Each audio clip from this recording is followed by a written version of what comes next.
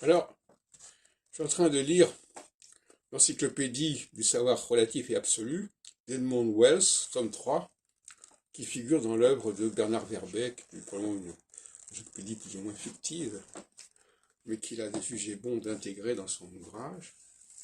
Et je lis à la noosphère, le passage suivant.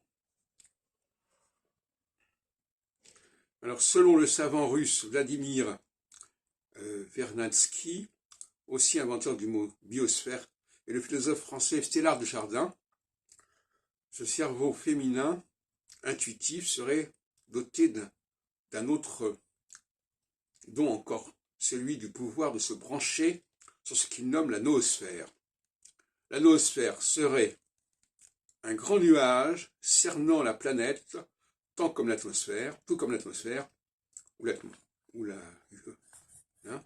Ce nuage sphérique immatériel serait composé de tous les inconscients humains émis par les cerveaux droits. L'ensemble constituerait un grand esprit immanent, l'esprit humain global en quelque sorte. C'est ainsi que nous croyons imaginer ou inventer des choses, alors qu'en fait, c'est tout simplement notre cerveau droit qui va les chercher là-bas.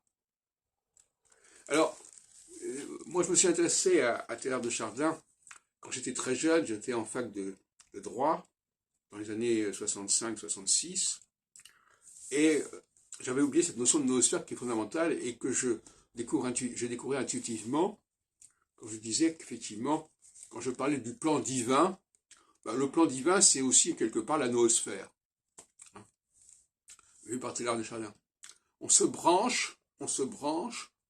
connecte avec ce plan divin. Certaines personnes sont capables de le faire, et ce sont ces personnes-là qui ont une forme d'infaillibilité et qui sont les gardiens de l'ordre sur Terre, parce que justement, ils ont les plans qui ont présidé à la formation de notre humanité, notre système solaire, qui n'est pas le plan universel originel, mais c'est le plan qui est lié à notre Terre.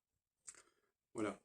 Et puis alors, dans cette encyclopédie, entre guillemets, je note aussi ce qu'écrit Wells, alias Werber, sur le futur.